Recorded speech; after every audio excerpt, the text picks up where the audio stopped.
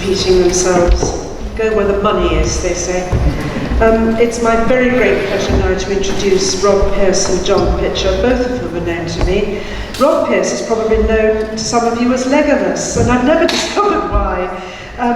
He and I and my other half and Ross yonked, is the only word for it, up a hill to see the Marnstone on a very hot day 2 years ago, which is a day I've never forgotten.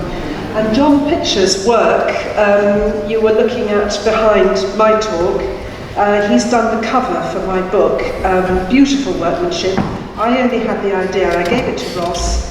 Ross did a drawing of Troy. I wanted Troy rebuilt on the Gog-Magog hills.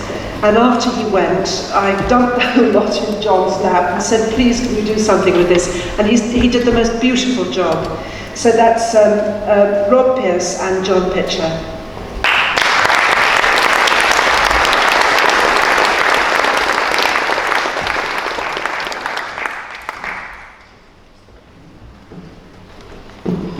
We certainly haven't got Rob Shaw's gift of the gab, so it's all literally word for word.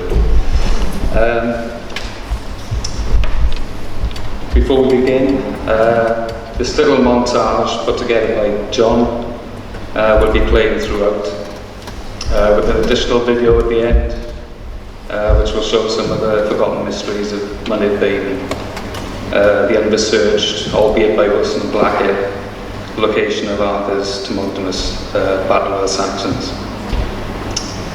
We'd like to thank Danielle and Lloyd at Glamabanu for hosting this event, and of course Ross's family. This coming together of like-minded people associated with BHH is, I think, what would make Ross very proud indeed.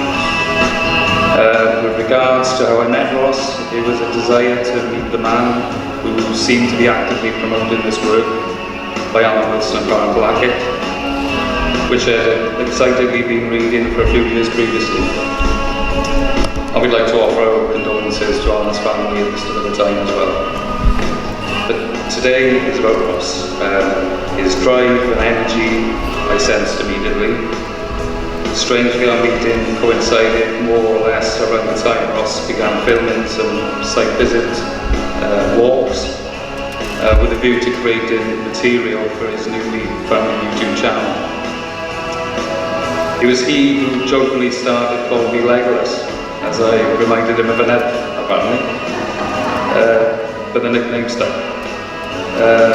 His enthusiasm and encouragement were palpable, and would lead to us going on walks to sites that have been mentioned in the 40th work of Wilson and Blackett. These walks would in effect become quests for physical clues to reinforce their claims. And it was exciting to be part of showing what gems could be found when you know where to look. It was on these site visits where I met others who were equally interested in these tantalizing historical locations, many of which proved to be utterly forgotten. Meeting with Tim Lewis, Bob Morgan, David Mosley, Marshall Abrahams, Keith Price, Ange, Arnie, Leon Zavi, and of course talented John Pitcher, someone who had been researching casually for over 20 years, and would prove later on what a talented asset he was to BHH. Ross really had a great skill in networking and bringing people together, fueling his ambition to promote our country in the best possible way, to expose an illustrious forgotten past. With Ross's larger-than-life character and personality, he would inspire people to take on their own creative ventures, offering to support and encourage them to have a go, make a video, write a book, and to get involved. In the background was his great personal project, Cymryglyphics, and producing that fantastic book, he led by example, showing what could be achieved with a positive mindset and rigorous application.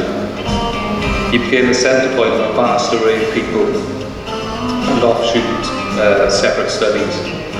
King Arthur, ancient migration, star maps, old books, old etymology, to name a few.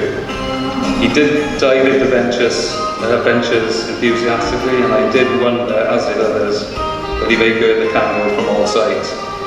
But that was Ross, a person of profound determination to not take his foot off the gas, maintaining this drive into new areas of research.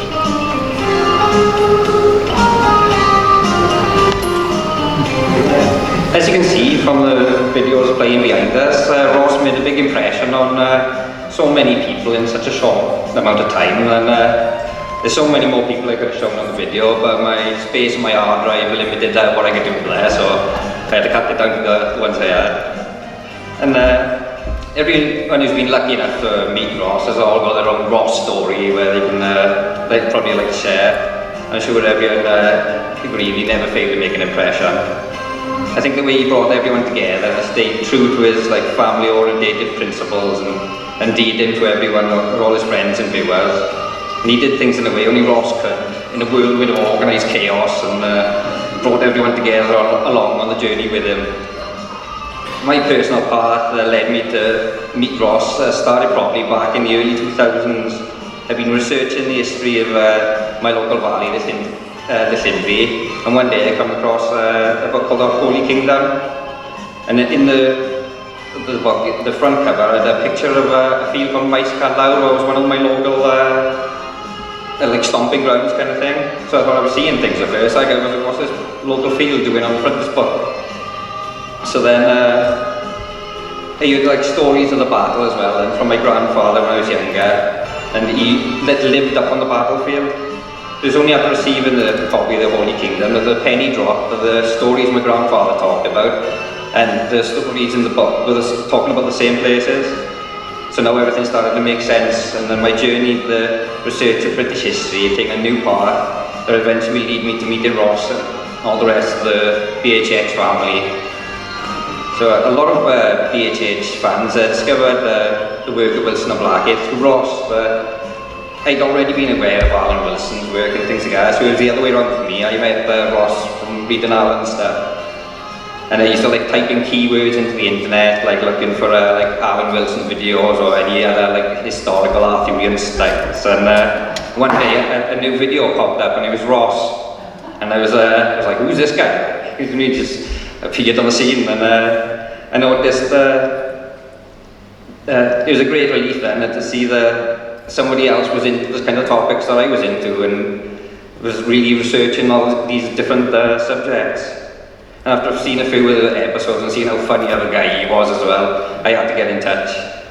That's when I realised that Rob, who had been going round with Ross on many of the site visits, was only living just up the road from me in the same valley. So after exchanging a few messages, Ross put me in contact with Rob, and then it was wicked, and we started bouncing ideas off each other and researching different topics. And on first meeting Ross then, we pulled up into the car park, and he comes bounding across the car park, big huge grin on his face, and shaking my hand off and everything. So, and he cracking his usual few jokes as well. And then he had that like warmth of character, just instantly put you at ease and made you feel nice and relaxed, even if you hadn't never met you before. So after that, then I'd go and like meet Ross every now and then, like to try and like give him files for his Sunday shows, like different subjects and things like that. And although not all the topics of interest were the same, there were so many that we just cracked on with it. And mind you, the time it took me to find any information for Ross on one subject, he'd normally moved on about 5 subjects by the time I got around to actually giving him the files, like, so that was another thing. He'd do the little projects he was doing was like looking at the ancient coins and British coins and things he was looking at. He was trying to find like information on different headdresses, because there's that church in England where they got like a painting on the wall and it looks like a Native American headdress. So we were trying to search for all different things, and the only one we could find in the European continent was like some 5,000-year-old Russian carving or something, so that wasn't much help. And we were looking at the different like church alignments and things like that as well. So like up on St. Peter's Church and Mynyddig and things. It's like some half of the church are not aligned exactly with the other half of the church. It's as if like over different periods they changed the alignment of some of these churches. So we're just going to try and look into that to see if we could see if it was that occurred in any of the other sites then really. And then Ross wanted to meet me one day just to talk to a few ideas he wanted to do for a few of the future videos. So I met him down in one of the local nature reserve that was near me, and he was just going through a few of the topics. So he had a list of a few of the subjects he knew what I was interested in. And he described how he was going to be busy over the next few periods because he was just writing his books and things, but he was really interested in doing some of these videos later. And the first project he wanted me to do was like a video on the Mynydd Baden range in near the Finnby Valley. He knew that was my stomping ground. We thought it'd be too much for one episode, so we wanted to split it up into 6 episodes and like hopefully get everyone together up on the mountain so you could film it over a series or like a weekend or something like that. He's hoping to get he wanted me to take Rob up as well so we could take all of us round and just show the sites. And me and Ross, another thing we had in common is he liked a lot of like a miniature like model. He painted different things like that, and I made this church model of St. Peter's. So some of the things I found out while I was doing that model, he wanted to make a video on that because there was a few different things I discovered.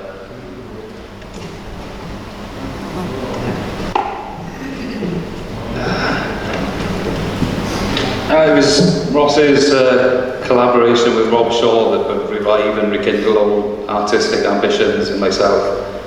Not having put pencil to paper artistically for many years, I became extremely interested in combining art somehow with this new exciting historical research. What presented itself with the coming together of Ross and Rob was something I never considered. I had for some time thought about how film could be a great tool to showcase historical information like grave art and all those kind of things. Yet knew of the unlikelihood of it actually realistically ever happening. Yet there was the next best thing, a graphic novel, a film in pages. This was a concept that I found intriguing and essential in trying to show to a much wider audience the truth of forgotten history of King Arthur, which sadly had been lost to the mists of Welsh legend. After seeing the Rousseis on video with Rob, with a passionate Rob Shaw, speaking of his desire to tell this story, I knew I had to contact Ross and Rob to discuss what plans they had. With myself expressing how honoured I would be to get involved and help illustrate this incredible story, they were enthused by my interest. Suddenly I was now taking on an almighty task and feeling honoured, excited and terrified at this prospect. I knew it had to be done. Rob would be investing his time and effort into this project, writing it, and I knew it required dedication and years of work. With this responsibility of producing such a tome of artwork, it would be a great relief that John Pitcher would come on board and help illustrate and provide artistic and tech support. Thankfully, John then offered to not only join Rob and myself on a trip to North Wales, but to drive us around, provide maps, cameras, drones and video equipment. What this trip would have ended up like without John is anyone's guess. With this trip happening around 2 months before Ross's passing, we did not intend initially to make a series. Yet so much great footage was taken that it was decided to conjure up a series of videos in the form of a graphic novel road trip and to provide much needed material for the PHH channel. I don't know where we are in the video. I remember reading Rob's draft of his story and thinking, wow, this guy's got some good writing skills here, but he wasn't sure of mine, Rob, so thanks for that. And then I realised the enormity of the task at Lego was a good undertaking, so I offered to help what I could. And that's why I became involved, and I thought I could take on some of the weight off Rob by doing some of the time-consuming editing things and some of the technical side on the PC and things like that, by bringing it together. There's been a steep learning curve as we tried and tested different methods, trying to find a style that felt right and natural for us to continue on with. And we've learned a few lessons along the way that enable us to streamline the process going forward.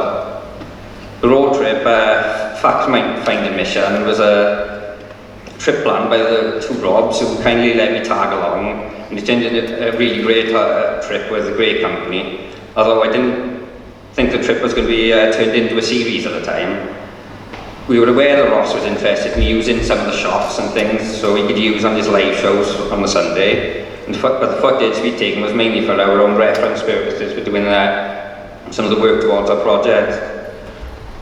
The footage we had on the actual road trip video was filmed in the exact opposite way we would have done it really if we'd realised we were going to use it as a series, but because we were using it for other thing, we were like deliberately staying out of the camera shots and things like that and not talking to the thing. So in most of, if you could do it again, I'm sure we would have more like guided sections and sections of us talking straight to the camera rather than just simply narrating over the whole thing. So when we had the initial idea of amalgamating our footage into a series, we thought it'd be nice to give viewers a guide of the many sites that are referenced in the books available on the BHH website, as well as other historical sites we managed to pop into and have a look around the way. We hoped it would be useful to the group and maybe for anyone who's planning a trip up to North Wales and seeing some of these sites for themselves. I think my favourite place of the whole trip we visited was Dinas Emrys, as you can see behind me. It's one of those places that's got that sense of magic, and it's a site steeped in history and a pretty impressive natural scenery going around with a 360 vista on the top. And it'll never fail to reward anyone who takes the time to go up and has a visit the site. And you can see why it was occupied over centuries. I think the three of us would highly recommend this site to anybody who wanted to visit. In the first episode of our road trip, we travelled westwards through South Wales until we reached Carmarthen. From there, then we headed up towards the coast to visit the site of another battle mentioned in the Wilson Blackett of Longbourth. And we joined the main road from there then and headed straight up north into a destination of Llandudno. And the other sites we visited or referenced in the first episode were places like Carmarthen Amphitheatre, Trysline Castle, and one of the Camlan valleys up by just north of Dolgellau, around that area. The next three episodes were all based in and around the National Park in Snowdonia, and included places like the Great Orme, which is quite a spectacular spot, and there's some amazing views looking out to Anglesey, as well as great views of Snowdon looking backwards inland. And but it's quite a bare and barren outcrop, and we were pretty lucky on the day we went up, as you can see it's lovely weather, but I doubt it'd be like that if you're up in the winter or things like that. I'm guessing you're going to need a jumper on days like that. But still I will recommend it for anyone who's lucky enough to visit the area. We've got things like the copper mines and things like that are well worth a visit as well. Another place we enjoyed seeing was the Llanberis Pass, and it's a must-see for anyone who wants to take a trip up to North Wales, and it's one place that the three of us would agree is a really impressive site.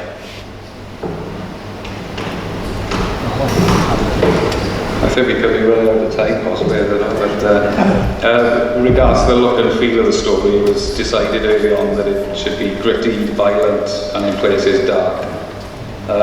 Rob had continually made the point of this story being targeted at the teenage and adult market, and Ross particularly wanted to use as much as possible the correct time frame, locations, real historical 5th and 6th century characters that would display a historical concept never before seen or promoted in both television or film. Our Arthur would be a walking, not a romantic Norman reimagining.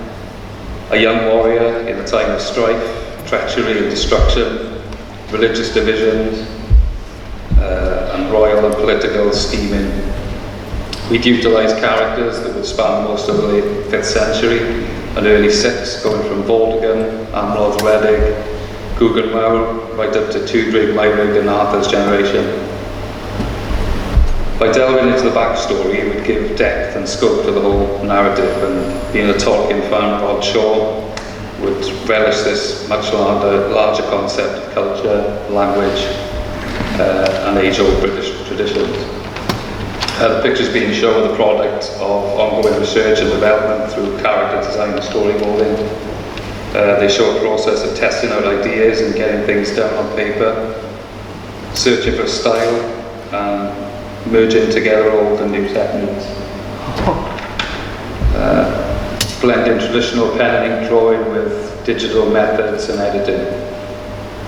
The goal is to create a dark age Arthurian Batman, yet drawing style influences from diverse works such as Alan Moore's From Hell and the noir style of Frank Miller. To make a striking, punchy piece where it honours the historical characters and 6th century situation where possible, whilst allowing for a degree of dramatic license to create a story that flows.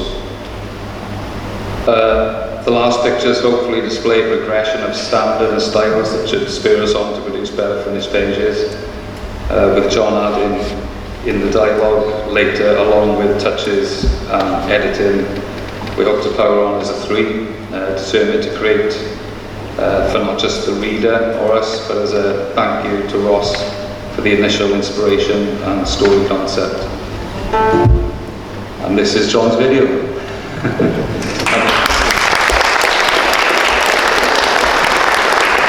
Just a little video on Mynydd Bean. Is one of the ideas that Ross wanted me to do with him, so I just done like a little, like a 10-minute video just to explain some of the sites we were going to go and see with Ross.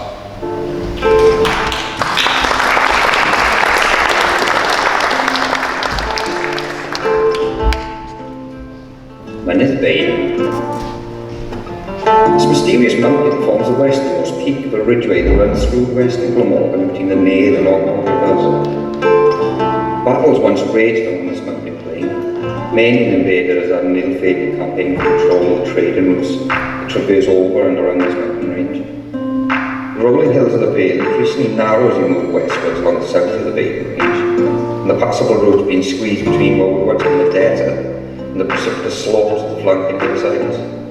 This culminated in a dangerous river crossing in a place today called Britainshiddenhistory. There are local tales of the Romans during a bit of struggle for control of the area. This was presumably during the turbulent period following the capture of Celebrian leader Carrara in the 1st century AD. Following the loss of the leader in battles, the Jews continued to resist the incursion of the Romans for many years.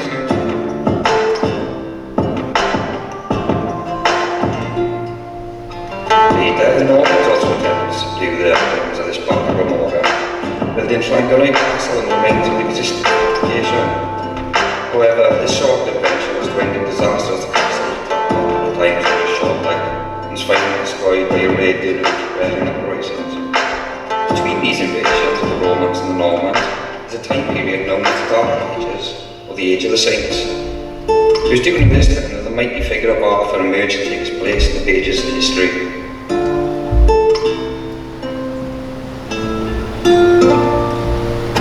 The career of this warrior king is recorded in the Nennius documents. He states that Arthur's penultimate battle was a decisive showdown between the Britons and the Saxons. Arthur vanquished the Saxon army, leading to a long period of peace, with the Saxons unable to muster any further invasions for many decades.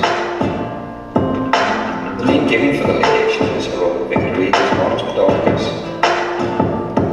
From this point, the story of Arthur's battle and the remains of the ancient battle sites on mountain range become appealing, making this hill one of the leading candidates for the location of the famous Battle of Mountbatten. Theory had been in existence for a very long time, with writers such as Thomas More and Arthur McGavin just bringing it to a wider audience in the 19th century. Theory failed to have any further study into the publication of Adrian Gilbert's book, The Holy Kingdom, where the author takes the reader through the guided tour of the work of researchers and Baggett. When today performs powerful research, and finally this neglected area of study was brought back into the public's awareness where it belongs alongside the other candidates for artists. Now, thanks to these researchers, historians and many dedicated locals who preserved what would remain in the mountain stories and physical sites, we can now begin to put together the pieces of this monument which have suffered. There are lots of factors that seem to indicate that this may truly be the location of ancient texts. These factors range from the study of place names to the characters who left a mark on the landscape, knowing the location of the sites that are now destroyed, and also remarkable similarities between the landscape of the area and the description of the battle given in the Mabinogion. Firstly, let's take a look at some of the place names that reveal many of the clues to the events that happened here in the past. CADW, or the field of the battle area, is a farm that occupies the saddle land that extends from the peaks of Baden and Windfarm. Nestled in the valley below the farm is an area known as Gadlis, and this means battle court. There also is a stream of the battle court flowing down to join the English Ravine near a place called Britainshiddenhistory, or the Hill of Llywar. Hugh is recorded as being a member of Arthur's court. He's also known to have lost many sons in battle. Ominous names such as Cwnlladda, meaning the valley slaughter, and Cwnbedda, meaning the valley graves, scattered along the mountain range. Other names also include the Ridge of the Wailing, Ford of the Bugle Horns, Hill of Sorrow, plus many others. Secondly, during the time period in which the battle is known to have taken place, there seems to be an influx of characters into the area, all with connections to Arthur through documents such as Lives of the Saints, the Welsh Triads, Liber Landavensis, to name a few. The primary name in the area is Archaeologists, giving its name to the village Llancanau. He's reputed to have been a member of a war band from the North of England called Cymwydians, who appear to have been at the location in the 6th century. His close family and many sons have left evidence of their occupation in the area, and the place names the valleys, hills and stones. There's also a ruined farm at the head of the Baden Valley, that is the name Flying Gladys. There is a story of Arthur arranging a marriage between King Windfarm and a lady named Gladys. They had a son called Lewis. This name is on the Ogmore stone, along with the name Arthur, which is also intriguing. Craddock is the name mentioned in the Mabinogion as a character who was keen to march to battle after the army gathered together. About Criterion, there is a place called the top of Craddock Slope. The famous spot was the stone stands guard at the head of the Kenfig River, with its views down along the battlefields. Along with other names like Llywar and Cynnar, there are many connections worthy of further study. Now, after considering the names, there are also the physical remains to view. From the enormous fort called Bulwark Eye, this defensive range predominantly guarded at the slope towards the ancient road that traverses the mountain. A well-preserved section of the fort runs along the crest of the hill above the fort. We'd have joined another ancient road near here called the Hill Junction would have been just north of the ancient mountain, the Tumpas Dublet. On the other side of the fort, Bulwark Eye, the remains of another fort called Cae Blaenau. This fort comes an important fort that is the only good crossing point along the Conjuring. It also gave cover to the ancient road, making it pass between the two forts. There are extensive entrenchments between Baden and Margam still visible today. Although many may have become tracks over the intervening years, there's still the inevitable lament. Many may have begun as defensive King's Garden and their parts of the weak as natural defences.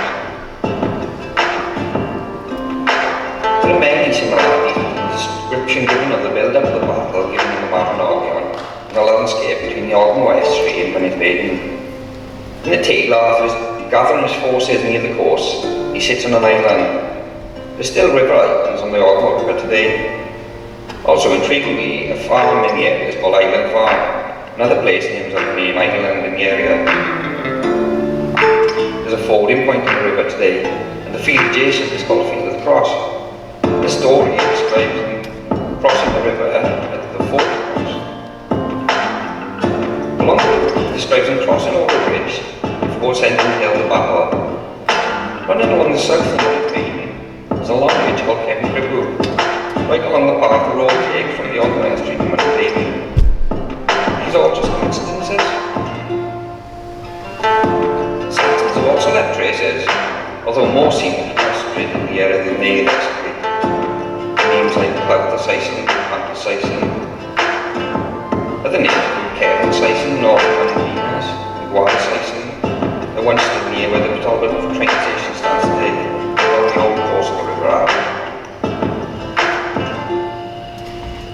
Finally, it's worth mentioning some of the sites that have been lost, such as missing stones.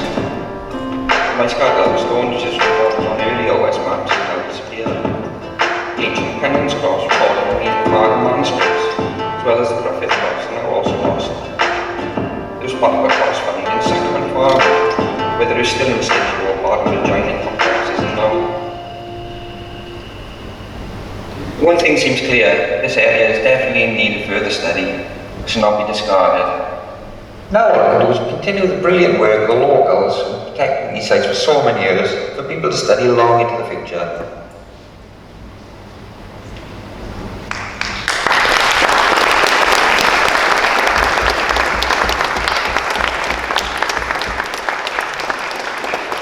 That's a little view of some of the sites up on Windfarm. Hope you like seeing some of the shots. I should have put subtitles on it with my accent, mind, but never mind, I'll have to do that on one of the other videos. But I hope you like the shots, and thank you very much.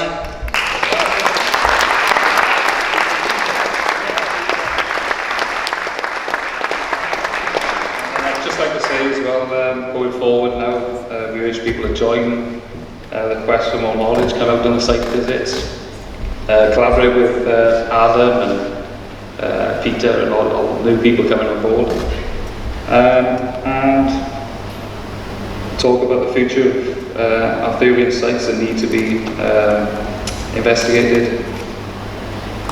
And I think that wraps it up. I'm just rambling now. So, yeah, so thank you very much, guys.